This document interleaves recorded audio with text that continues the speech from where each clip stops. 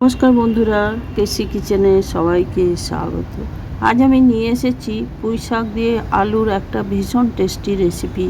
এইরকম রেসিপি ভাতের প্রথম পাতে খেতে কী যে ভালো লাগে, না বানিয়ে খেলে বুঝতেই পারবে না। চলো দেখে নিই আমি কিভাবে বানাচ্ছি। দেখো, আমি এক মুঠো মতো প্রায় 400 গ্রামের মতো আমি পুঁই শাক নিয়েছি আর দুটো আলু নিয়েছি। পুঁই শাকগুলোকে দেখো আমি এইভাবে একটুখানি কেটে নিয়েছি, খুব ছোট করে কাটিনি আর খুব বড়ও না। কচি কচি ডাঁটিগুলো নিয়েছি, মোটাগুলো কিন্তু নিইনি। তার সাথে দুটো আলু দেখো মোটা মোটা আলু ভাজার মতো আমি কেটে নিয়েছি। তোমরা তোমাদের ইচ্ছা মতো কেটে নিতে পারো। এইবারে দেখো মশলাটা করে নিই। 1 চামচ সাদা সর্ষে, 1 চামচ পোস্ত, তার সাথে কয়েকটা কাঁচা লঙ্কা। এটা একটু ঝাল ঝাল চটপটা হলে তবেই কিন্তু খেতে ভীষণ ভালো লাগে।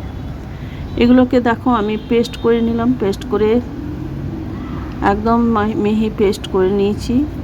চামচ করে দেখো আমি উঠিয়ে দেখিয়ে দিচ্ছি।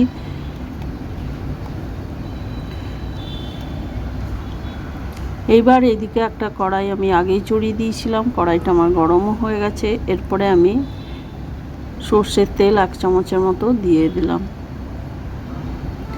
এইবার আমি ছোট চামচের 1 চামচ 5 ফোড়ন দিয়ে দিলাম। 5 ফোড়নটা তেলে দিয়ে দেওয়ার পরে একটু বেশ নেড়ে চেড়ে নেবো বা 5 ফোড়নটা একটু ভেজে নেবো।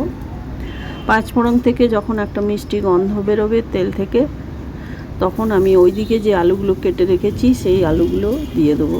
আলুগুলো দিয়ে দেওয়ার পরে একটুখানি বেশ ভাজা ভাজা করে নেবো আলুগুলো। কেন কি আলুটা ভাজতে বা সেদ্ধ হতে সময় লাগে, কিন্তু পুঁই শাকটা ভীষণ তাড়াতাড়ি হয়ে যায়, তোমরা সকলেই জানো।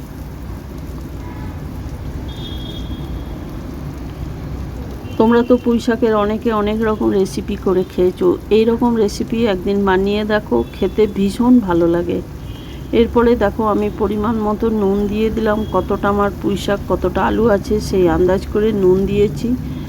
ছোট চামচের 1 চামচের মতো হলুদ দিয়ে দিলাম। নুন হলুদ দিয়ে দেওয়ার পরে আলুটাকে একটুখানি বেশ 1 মিনিটের মতো আরও ভেজে নেব।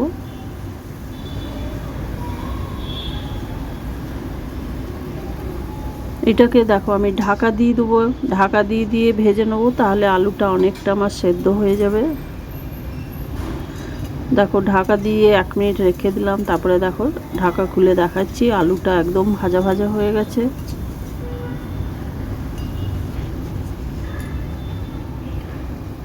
এইবার আমি ওইদিকে যে পুঁই শাকগুলো কেটে ধুয়ে পরিষ্কার করে রেখেছি সেইগুলো আমি দিয়ে দেবো আলুর মধ্যে। আলুর মধ্যে সমস্ত পুঁই শাক ডাঁটা সব দিয়ে দেবো।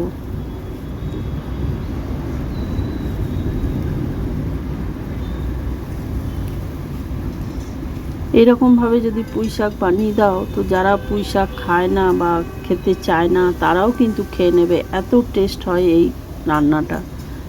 একটু সময় নিয়ে যে কোনো নিরামিষ দিনেও তোমরা করে নিতে পারো। একটু সময় নিয়ে যে কোনো তরকারি একটু বানালে কিন্তু খেতে ভীষণভাবে ভালো লাগে। দেখো পুঁই শাকটাকে আলুর সঙ্গে একটুখানি বেশ ভাজা ভাজা করে নেবো। আর পুঁই শাক থেকে কিন্তু জলও সমানে বেরিয়ে যাচ্ছে। এইবার আমি এটাকে ঢাকা দিয়ে 2-3 মিনিটের জন্য রেখে দিলাম। তারপরে দেখো ঢাকা খুলে আমি দেখাচ্ছি, পুঁই শাক থেকে প্রচুর জল বেরিয়েছে। তার মধ্যে পুঁই শাক আলু ডাঁটা সবই মোটামুটি সেদ্ধ হয়ে গেছে।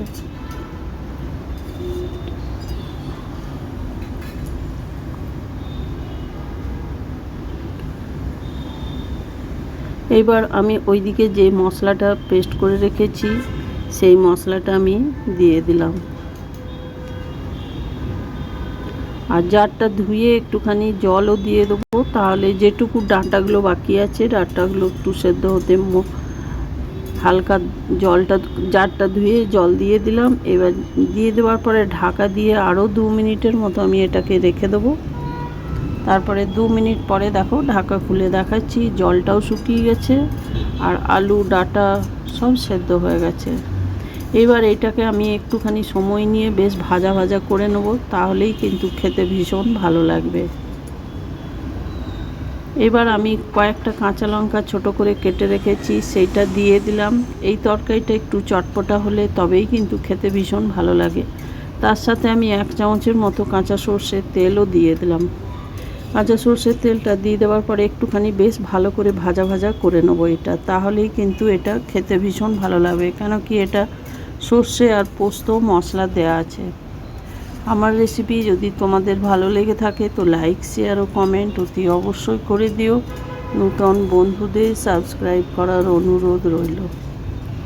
দেখো, এটা প্রায় 2-3 মিনিট ধরে সমানে কিন্তু এটা লো টু মিডিয়াম আছে আমি এটাকে ভাজা ভাজা করে নিচ্ছি। এটা একটু বেশ ভাজা ভাজা বা ঝাড়া ঝাড়া হলে কিন্তু গরম ভাতের সঙ্গে খেতে ভীষণ ভালো লাগে, রুটি, পরোটা সব জিনিসের সাথেই খেতে ভালো লাগে। এবারে দেখো আমার ভাজা হয়ে গেছে, আমি গ্যাসটা বন্ধ করে দিলাম। বন্ধ করে দিয়ে আমি একটা প্লেটের মধ্যে সমস্ত তরকারিটা পুঁইশাক আলুর তুলে নেব।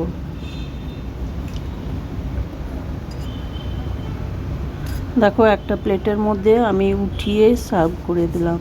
তোমরা সকলে ভালো থেকো, সুস্থ থেকো। ফিরে আসছি পরের কোনো রেসিপি নিয়ে। ধন্যবাদ।